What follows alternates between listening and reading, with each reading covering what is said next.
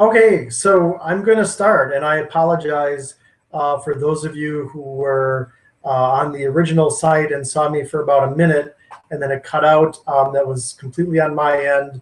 I clicked a wrong button and was not able to recover this webinar. So we're going to move along. People that join in can catch up. The good thing is this will be archived. I'll put the archive up on my website. It'll also have a private link to my YouTube page, so you can watch it whenever you want.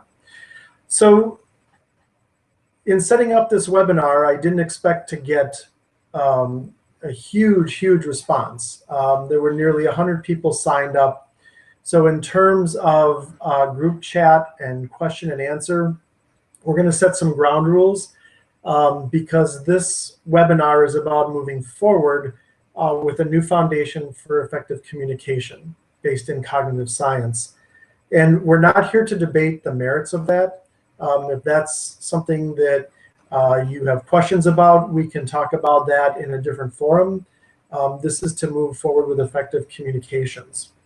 So I had over 30 questions submitted for this webinar in advance. So that's a lot of questions, and most of them were along a single theme, and that was what is effective framing? How do we use it in our communities effectively? What can the DPW do to effectively frame? Is this just rhetoric? What is this all about? Is it just about keeping up with conservatives and rhetoric? And then also specific issue questions. So what I've done tonight is I've put together a presentation that is a combination of me talking, a little bit of group discussion at the end, some PowerPoint slides, and some really interesting videos to help answer the questions and, again, move us forward with effective communications. So the format is going to be, I'm going to give about an hour presentation. The group chat is open. There's a link to my website I've already put up on the group chat, and you can check that out if you want. And it's going to be about 1 hour, and then I will leave time at the end. I will open up the Q&A forum, which will appear in your right sidebar once that's open. If you have an urgent question or an urgent comment, you can post it in the group chat, which is also along your right toolbar. So basically, we're going to start out. Here's what we're going to cover. Just a quick overview. First of all, we're going to look at why framing is critical to progressives right now, why we need to start right now, why we can't wait, and why framing is so important. The second thing is to look at what framing and progressive values actually mean for effective communications. There's a lot of talk about we need to do messaging, we need to do framing.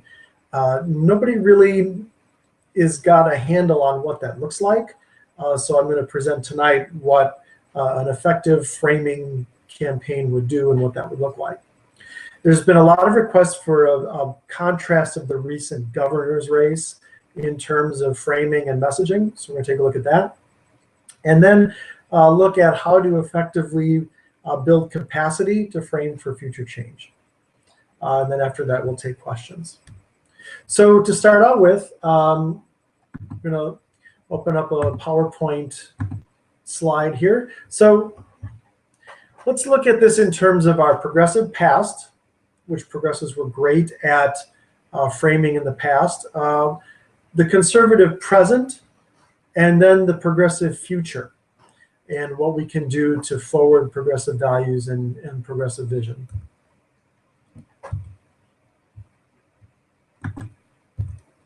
So why is framing important? So if you think about all the different issues we believe in as progressives, you see images of them. They're going to conjure up emotions, values. And what we believe as progressives is really based on a moral system, which is largely unconscious in all of us.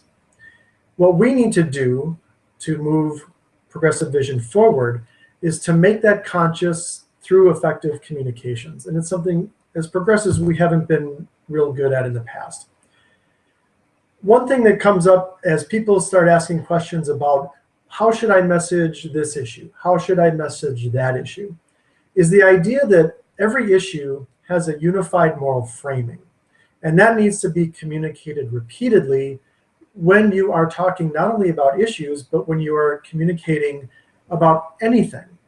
And that's something else that progressives are not good at. In fact, I've had conversations with candidates recently who talk about our shared values about education or our shared values about the environment. And the question I ask is, how are those values?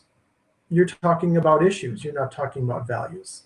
And in fact, conservatives have shared values about education. They're very different from ours. They communicate them much better and effectively than progressives do. So we're going to look at that in terms of creating unified moral framing that encompasses all issues, which will then amplify our vision at a greater effect, and of course it will unify across all issues. But why are current methods ineffective? We've been seeing a decline of progressive vision in public discourse for the last 40 years. And why does that happen? Well, first of all, we rely on this idea that if we just tell people the facts, they will start to reason their way to the right conclusion. Well, we know through cognitive science and other research that that's not true. People vote more for morals and values, not on a laundry list of facts. The other idea is to tell a story, is to create a narrative about your issue that sets one person as a hero and one person as a villain. That can be very powerful, but what's important to understand is that that story can be told and reinforce the conservative frame, which we'll get to the conservative frame in a bit, and unconsciously reinforce it. So in terms of framing, we need to understand what framing is. And cognitive science, neuroscience, linguistics, psychology, all give us an insight as to what cognitive science is, and it has to do with how our brains function. And our brains function in terms of frames. And what are frames? Framing is thinking. It's the simplest, most ordinary, common thing you do to the point that you don't even think about it. In fact, we know that thought is physical. Words and ideas aren't sitting out there in the air to be picked out of air. Thought is physical, and it's based on your physical experience. So what framing does is framing is neural circuitry in your brain that connects different regions of the brain very quickly, unconsciously, and provides context for everything you understand about the world. So when we talk about framing an issue, we're not just talking about providing some type of random context for an issue. We are talking about evoking a physical circuitry for a physically embodied worldview. In other words, the neural circuit for that frame. So when we talk about framing as thinking, it's as simple as if I say the word restaurant. I say the word restaurant, you have hundreds of thousands of thoughts unconsciously activated through neural circuitry that provide you, based on your life experience, with what you believe a restaurant to be. Some of you may have thought of Culver's, some of you may have thought of a fine dining restaurant like L'Etoile, but in any event, you have specific ideas of restaurants and roles that occur within that frame. You have waiters and waitresses and cooks and pots and pans and dishes and dishwashers and water and coffee and wine and beverages. You would not expect to find an elephant in a restaurant for all intents and purposes. So that's an idea of what framing is. So in terms of thinking, we actually now know that Descartes was wrong, that thought is not rational and requires emotion. And this is critical to framing because as framing is mostly unconscious, that emotive thought is largely unconscious, as you see there. In fact, we know that the best scientific estimate is that it actually accounts for 98% of your brain activity, which is an astonishing number when you consider that we like to think of ourselves as rational beings, yet we only rationally, consciously think about 2% of our brain activity. To give you an idea of the power of the unconscious, new research shows that your unconscious thought influences your physical action and behavior. So for example, if you were the subject of a cognitive perception test, you would be shown very quickly this hollow sphere.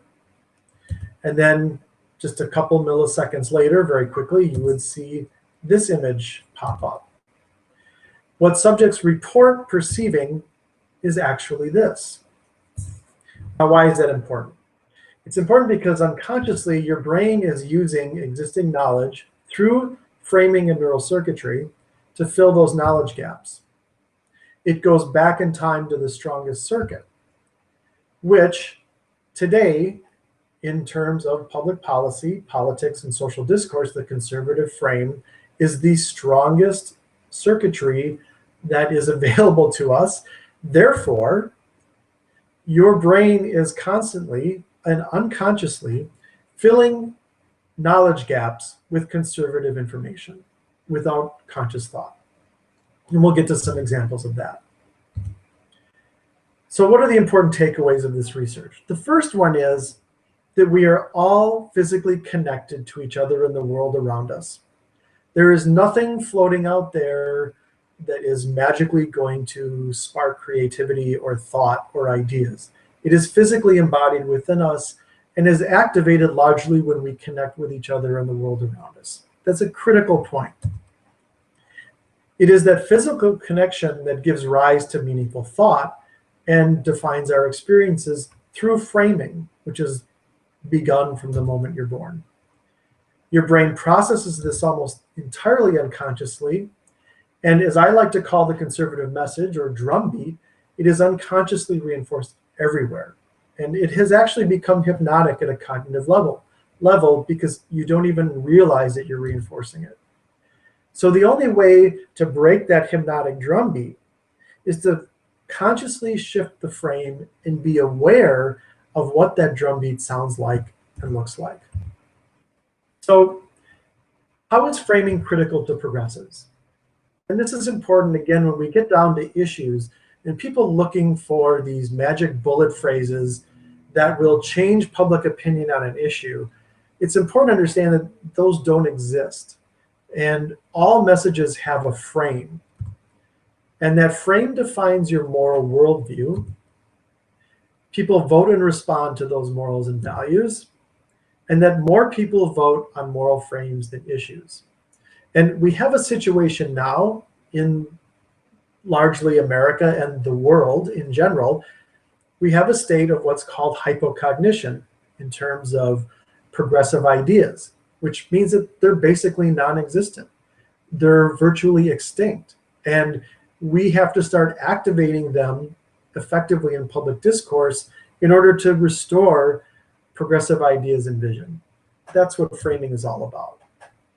They're incredibly powerful. If you take a look at this little screenshot from a quote by Fred Rogers, he's strongly evoking the progressive idea of community, shared responsibility, that we are our brother's keeper, and that the people that see that need and respond empathetically to others are what Fred Rogers calls his heroes. On the other hand, we have a quote by James Dobson, which perfectly illustrates the conservative view of women, which is that women are merely waiting for their husbands to assume leadership. And we'll get to the fact that that speaks to a hierarchy that is fundamental to conservative ideas and the conservative frame. Well, the bottom line about what conservatives know and have been doing effectively for a long time, and we're going to get to how long in a minute, they know that frames are necessary to communicate values. And I've gotten this question a lot. It came up in the pre-webinar questions, that framing is not propaganda. It's not just rhetoric that is clever wordsmithing to keep up with conservatives. Framing is about effectively communicating fundamental truths about the things we believe. It's necessary to be honest and authentic, and we see that where candidates are effective in evoking the progressive frame and they are authentic and they believe that at their core, those candidates are successful. So you need authentic people to communicate authentic values.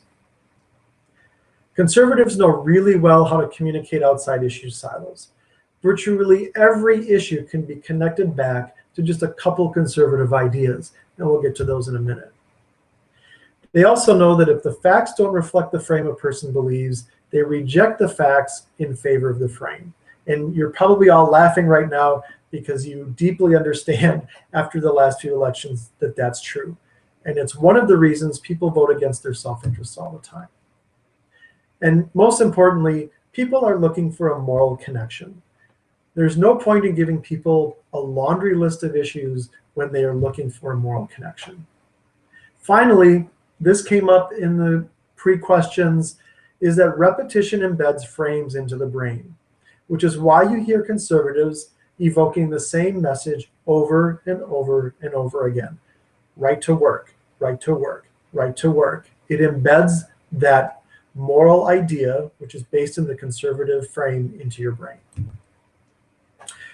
So now I just want to step back now that you've been inundated with kind of the basics of why framing is important. And we're going to just take a brief history lesson, because this came up as a pre-question also, is how is it that conservatives dominate so much? How have they come to just completely dominate public discourse in every issue? And this is going to demonstrate to you that not only has it been conscious and intentional, but it's also been something that has been based in effective messaging. And they didn't know that it was framing at the beginning, as you'll see, but it evolved into that as something that's completely methodical. So we start out with FDR and the New Deal in the 1930s. And even that little quote there gives you a great idea of how he's evoking progressive vision and ideas. And the fact is, he's talking about our progress shouldn't be measured by whether we provide abundance to those who already have much. It's whether we provide enough for those who have too little. And FDR was brilliant at communicating the New Deal as a moral imperative. And in fact, one of the knocks on FDR by conservatives, corporate conservatives at the time, was that his speeches often sounded more like sermons. And I have a segment from a 1936 campaign speech, which I'm going to stop the screen share. We're going to pull up the video here. And this is FDR at Madison Square Garden in 1936.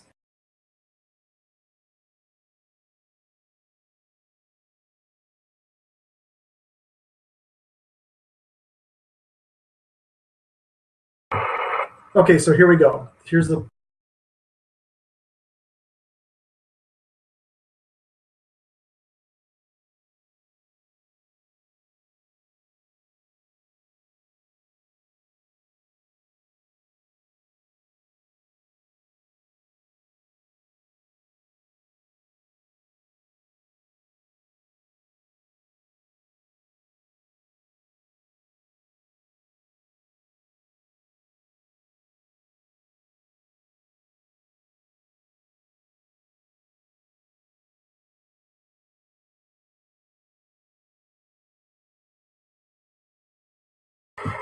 So now comes a critical statement.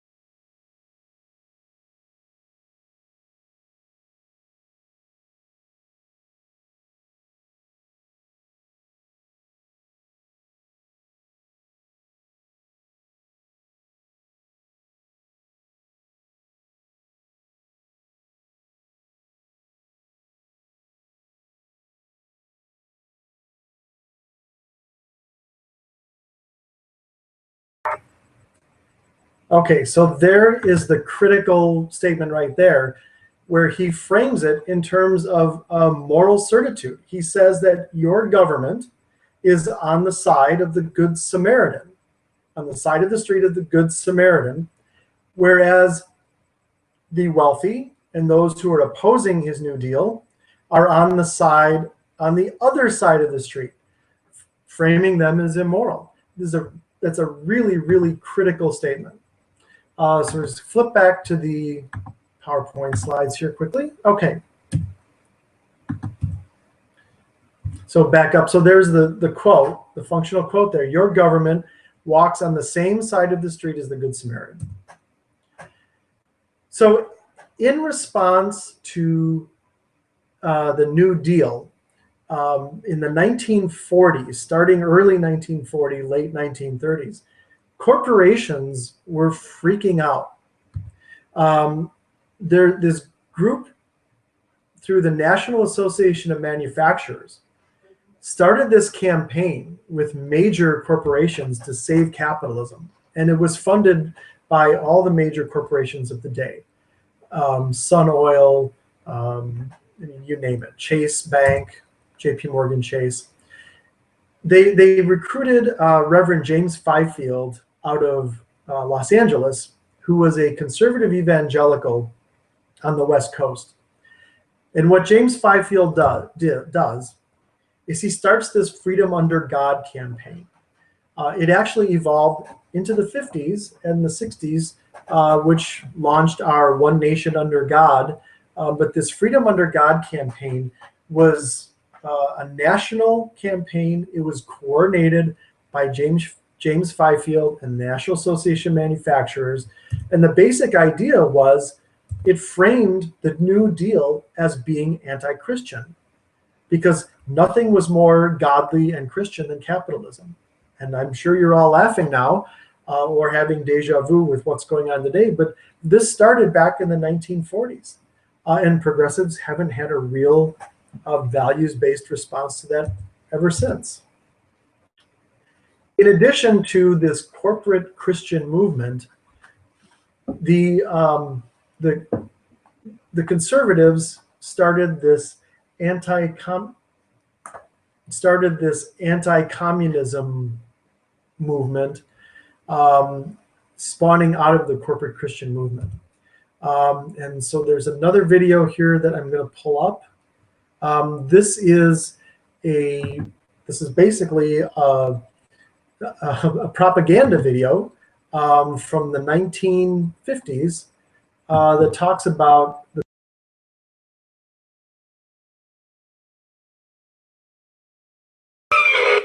Okay, I'm just going to skip ahead to the functional section here, about 2 minutes in. Okay, here we go. You see these great cartoons of communism. Okay, here we go. And listen for the corporate backing of this.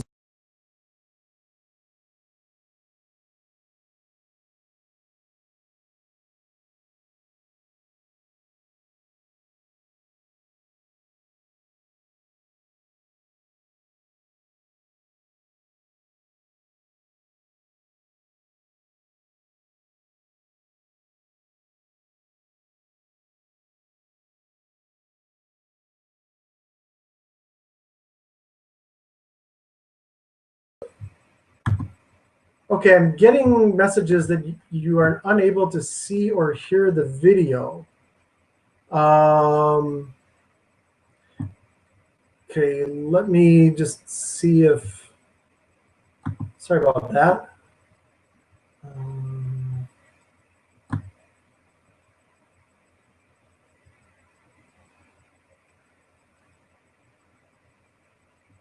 Well, let me see, maybe I can turn up the audio here. And you're not getting picture either, apparently.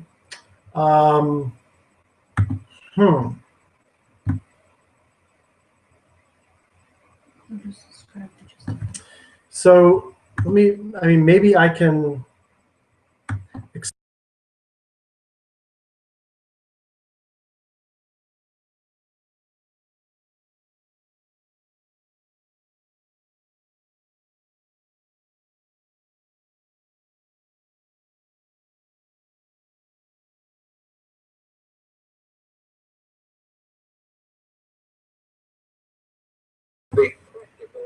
Okay, so I'm hoping, yeah, it doesn't look like the video's working. So we're gonna, okay, we'll stop there. Sorry about that. What I'll do is when I have um, the the archive up, I'll put the links in the video. But basically, the gist of it was you had this incredible kind of funny anti-communist talking about the ravages of communism and how capitalism brought everything bright and shiny to the people. You had the cartoon of them smashing religious institutions and corporations. And the whole message was brought to you by these wonderful supermarkets in Los Angeles. And they compared how fantastic these capitalist supermarkets are in terms of providing personal choices to the consumers, along with free parking for all the cars that people are buying in this wonderful capitalist environment, and how morally correct that is.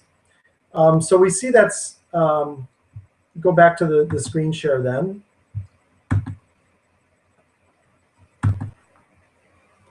Okay.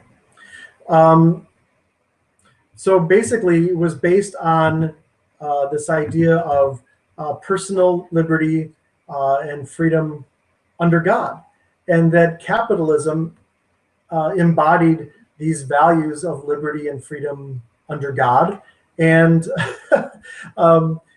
as you'll see, strongly evokes the conservative frame. The next video is the 64 Goldwater campaign.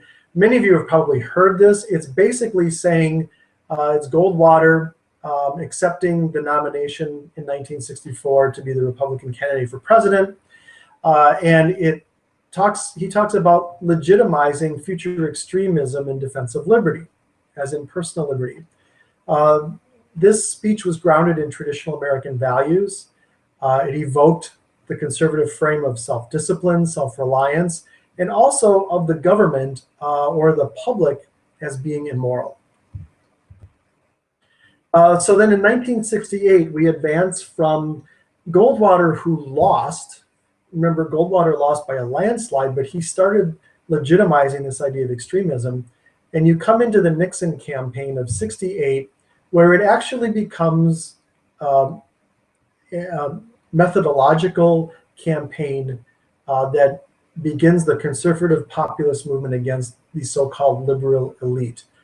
And Nixon was going to be the law and order president and bring discipline to all the hippies and the liberal academics and people fighting for their civil rights and all the women fighting for equal rights. He was going to be the disciplinarian president to basically stand up for, as you hear it all the time, American family values. Oh, we lost the screen share. Yeah, okay, here we go. I think. There we go. Okay. So then 1971, we have the Lewis Powell memo. Many of you who have listened to Progressive Talk Radio have heard about the Powell memo, and it was called the Attack of the Free Enterprise System. And what Powell did was he created the funding arm through the National Chamber of Commerce for all these think tanks, judicial and academic dominance through endowed chairs, judicial conservative seminars all over the country, which still take place today, which leads us to contemporary, relative to today, the Heritage Foundation, which most of you know, was created as a result of the Powell memo. And that has strongly established conservative dominance in terms of messaging and everything. So briefly, why is this important? Well, through all the history, what we've come to know through research is that the frame defines your moral worldview. So you have the progressive frame, which is based on the nurture and parent family. You have the strict father family, which is the conservative frame. And how are these arrived at? they are metaphorical. It comes from the basic idea of how you were first governed, which was, of course, in your family. And you have the two metaphorical models which translate to directly everything in current life. We have religion, we have strongly conservative religion, we have strongly progressive religion. So it translates to all different areas of life. So just briefly, the tenets of progressive democracy as evoked by the nurture and parent metaphor. So it's based on empathy. Empathy is the responsibility to care for oneself and others. Authority is gained through an ethic of excellence. We want our best and brightest to be our progressive leaders. Democracy, then, coming out of empathy and responsibility, is caring citizens who act responsibly for each other. This is critically important because it means that, again, we take responsibility for others, as FDR evoked in the New Deal. So what does progressive freedom mean? We don't talk about progressive freedom. We're afraid to talk about progressive freedom because we think it's been co-opted by conservatives. And while conservatives may dominate it, it is something that is a contested value. So we can reclaim it by talking about progressive freedom. So it means that we all act through our government of the people, to provide public resources to maximize freedom. Therefore, private life and enterprise is not possible without the public. Again, FDR talked about this all the time as well. And freedom is therefore not possible without the public. Many of you have heard the famous Elizabeth Warren speech where she talks about if you built a company that is doing really well, then that's great. But you have an obligation to pay it forward because we all educated the people that work for you. We all provided you infrastructure and roads and sewers and the internet and satellites and cell phones and a judicial system and et cetera, et cetera. That's the idea behind progressive democracy. Well, now we move on to the conservative idea of democracy. And you need to recognize when this is being evoked by conservatives talking so that you can counter it consciously with the progressive model of democracy. First of all, you have a strict authoritarian figure who defines right and wrong and rules through punishment. We'll get to it in a minute, but Scott Walker embodies that authority figure. Self-discipline is what makes one moral. If one is not moral, one is not disciplined and therefore will not succeed in the marketplace, which is moral and is the decider of who basically wins and loses.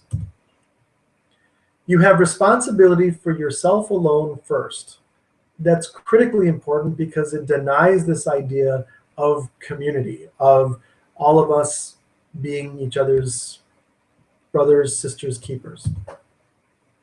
Democracy provides maximum liberty to seek your own self-interest without responsibility for others.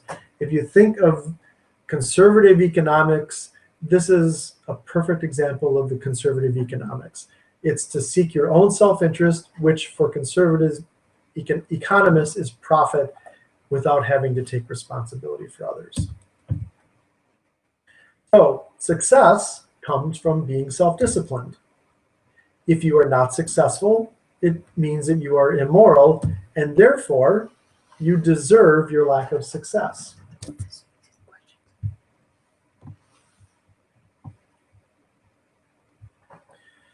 The public is immoral as it takes away incentives for personal and private success. There is also a fundamental truth that's hidden where the private depends on the public. And this is critical for us to talk about as progressives, that the public is all of us and that private prosperity depends on the public, which is all of us working together as a community. So the next video was going to be a Scott Walker interview from the Young America's Foundation, relatively new video, where he talks about the great Reagan speech that he gave, where he talked about the difference between the public and the private. And what Walker says is that the big difference between conservatives and liberals, as he says, is this idea that conservatives want to move people forward through their own self-motivation, taking responsibility for themselves, and whereas progressives are holding people back by dependence on government.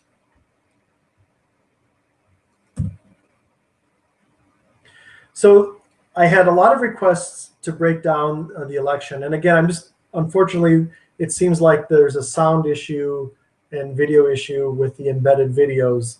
So we're going to stick to the, and I have seen your comments about the video. And unfortunately, it's something that I'll have to take a look at why they weren't playing correctly. But I will get it fixed, and also I will post the video links with the archive, so you'll be able to play the videos in the correct spots and then just pause the replay.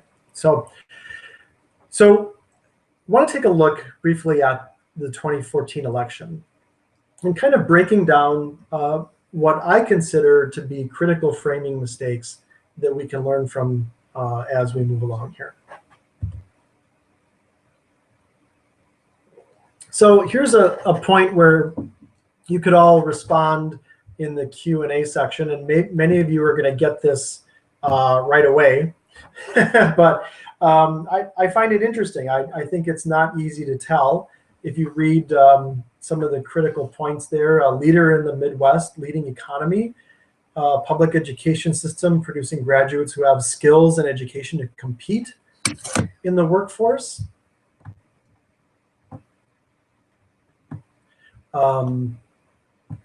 State finding ways to balance job creation with protecting resources, especially in areas like agriculture and mining, things like that. So just a quick question here. If you want to respond, whose vision do you think that is for Wisconsin?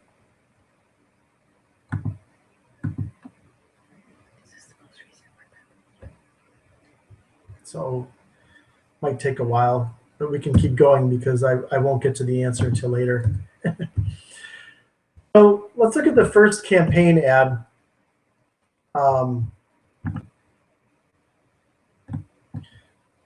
This is Scott Walker's first campaign ad, was titled Anthem. Many of you probably heard it. It was often related to actually a Reagan ad, where he talks about a renewal in Wisconsin.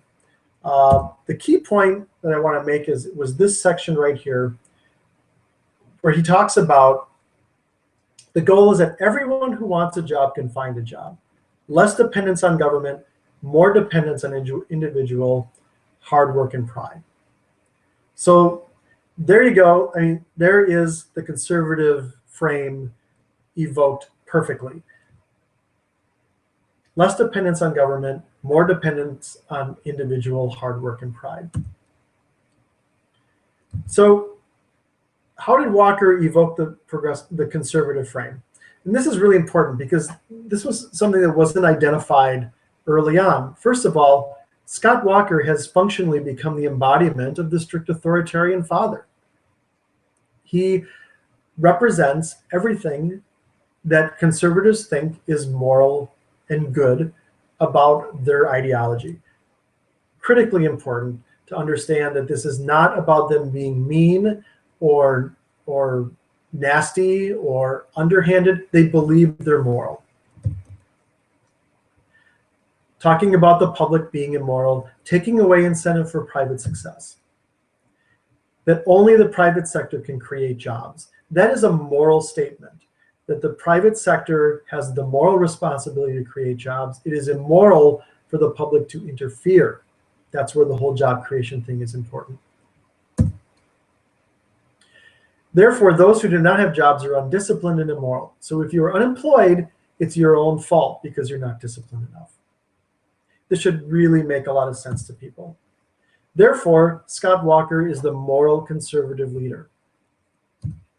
So let's just take a quick look at how this relates to some issues.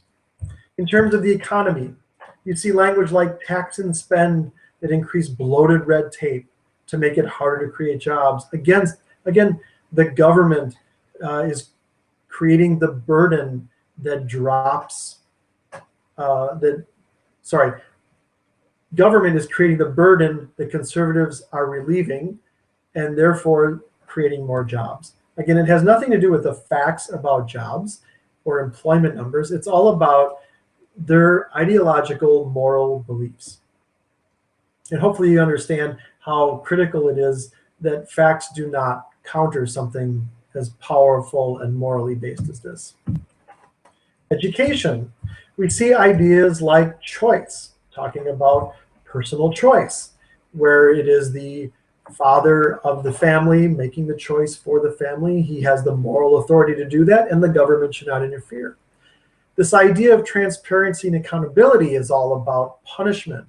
Which schools should be punished because they are failing students. Teachers are failing students.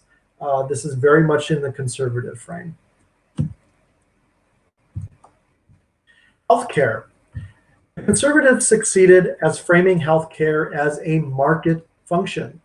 Progressives have failed to make healthcare about something moral and something that is a fundamental right, therefore yielding the moral high ground to conservatives who have succeeded even in Supreme Court decisions in framing healthcare as something that is of the market, which is a conservative value.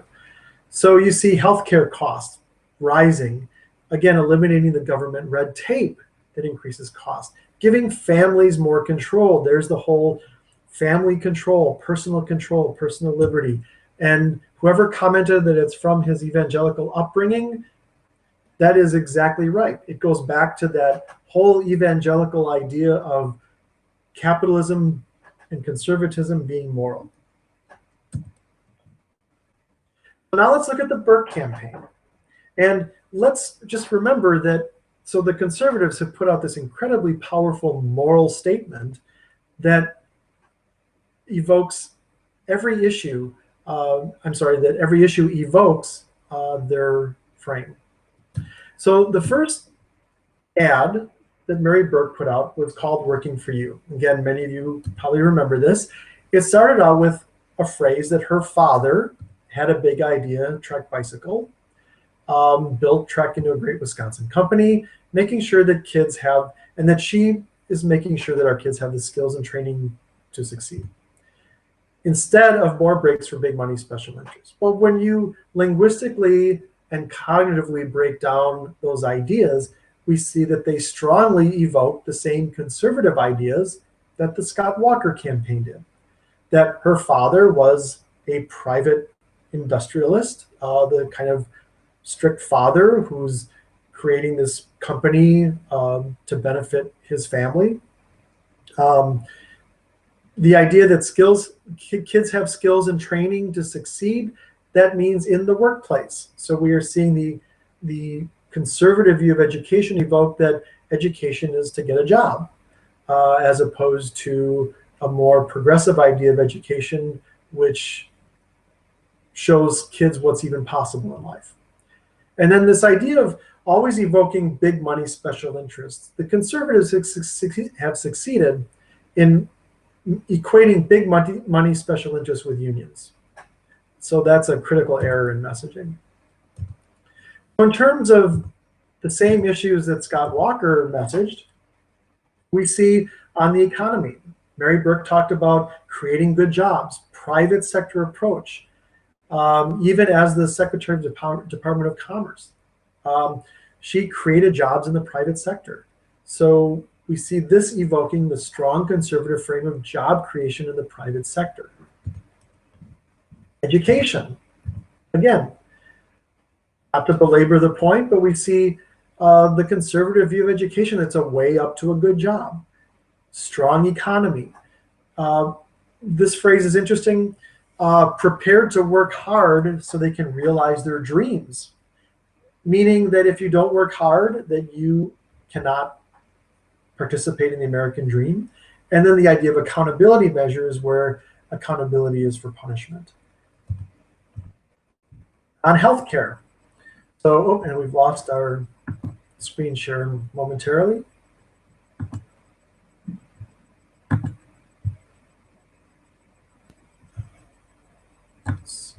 Here we go. Okay, we're back. So in healthcare, again, we see strongly evoking the conservative market idea of healthcare. Fiscally responsible, families getting health coverage that they need, affordable and accessible healthcare. She even strongly evoked the Walker administration over and over in her campaign. So a lot of really critical errors. So back when I asked you whose vision it was, that was Mary Burke. That was from Cap Times article just a week before the election about how she revealed warmth in her work ethic. So the point being is that if you have an election for governor with a Democrat and Republican, if you can't tell from a candidate's vision if they are conservative or progressive, we have a serious problem. So let's look at the critical first steps.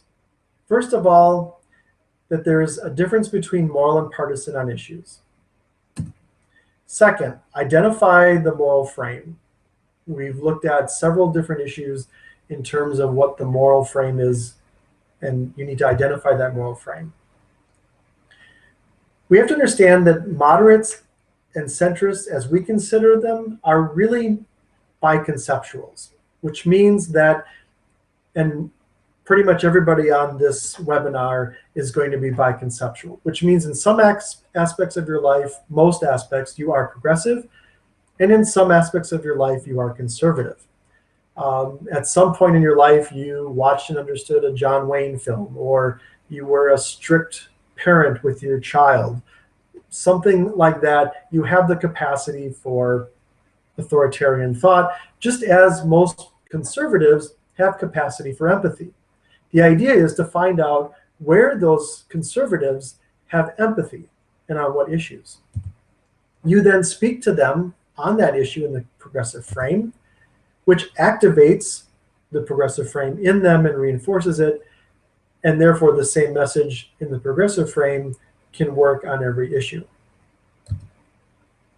So the idea is speaking to those values, coming up with messaging that is based in the progressive frame and progressive values, allows you to communicate outside issue silos and bring divergent issue groups together, which we're currently not doing. And many of the questions submitted in advance asked about specific issues, many of which we just looked at in the campaign. So unfortunately, you don't have this video. Again, you'll have to, this is a perfect example of saying what you believe in the progressive frame. It's Representative Melissa Sargent from Madison. And what she's talking about is when she goes to schools in Madison and visits them, how she sees this wonderful sense of community where kids are safe, they have caring teachers, they have a great learning environment, and they're ready to learn everything that's possible in the world. And that's the kind of thing that we should be saying as progressives. So with all of this in your head right now, I want to leave you with a message that there's hope for everyone. And it's basically, it's all of us. And it starts with all of us. Because humans naturally evolve for empathy.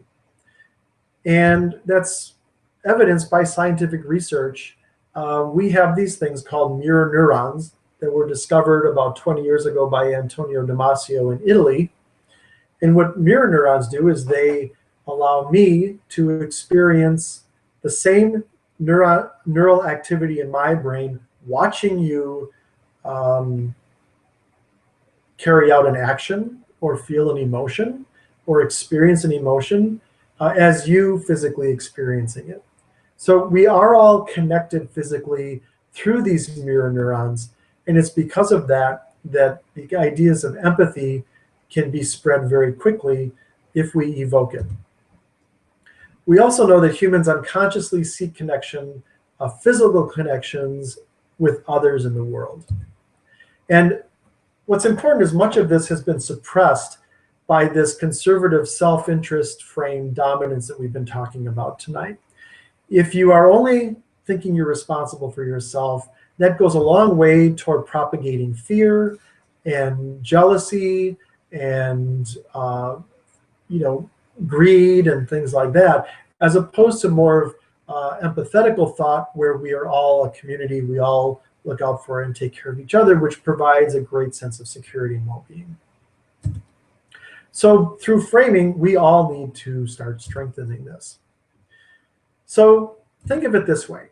Conservative dominance of framing has created an epidemic. We know that progressive ideas and vision are dying. We know it's happening globally.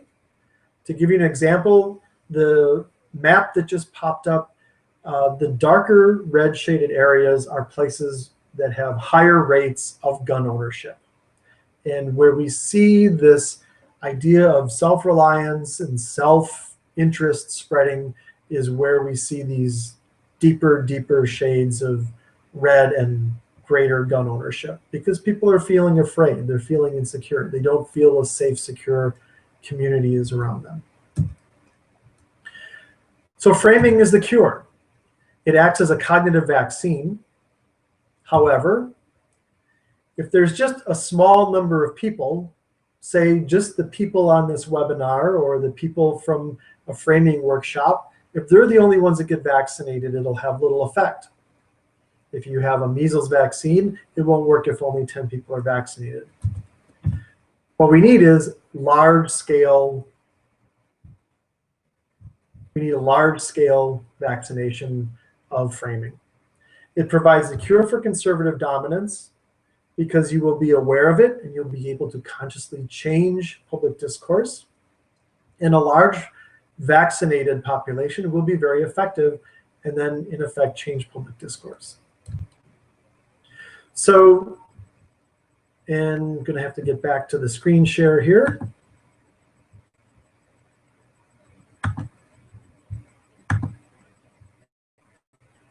There we go. Okay. So what I've done is I've created this website, Authentic Framing for the Future. The link will be posted. It's actually linked to the invite you received. It's also going to be linked to the archive, and it's a resource. It's unique. Nobody else is doing this in the United States. And one of the reasons I wanted to do this webinar as an introduction is to say this is something that we can all do together. It's something you can have access to, whether you listen to it live or the archive. And this is something that we can all do together as a community. And it is available to anyone. There's no wall in terms of campaigns or partisanship or anything like that. This is something that everybody should have access to. It's for individuals, organizations, and I will be providing ongoing resources, monthly webinars with recorded archives, Thinking Points Journal, real-time framing discussions, which are hosted on my website. It's up there now. And there is a subscription that's available. It's just $100 a year. And for that, there's going to be monthly webinars. I will fix the fix the video link and figure out why that's not working.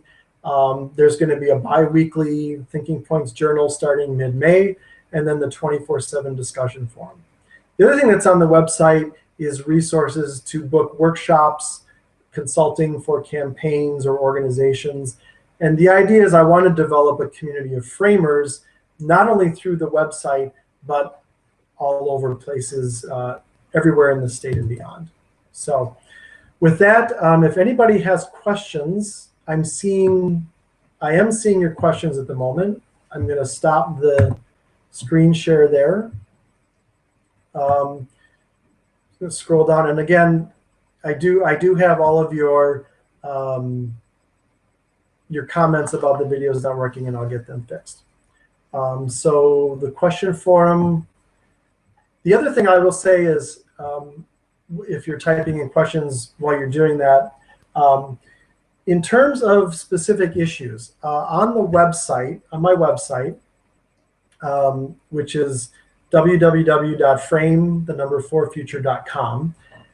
There are videos, basically fundamental framing videos that are up there now that deal with the issues that people ask about. And people ask about economics, income inequality, climate change and environment, messaging, and healthcare, the women's freedom issue in terms of not only women's freedom in healthcare, but overall women's freedom in society. And that is something that is dealt with on the website, as well as public schools and labor unions. So those are up on the website right now. So you can just watch those videos. They're about 10 minutes long and they go in depth.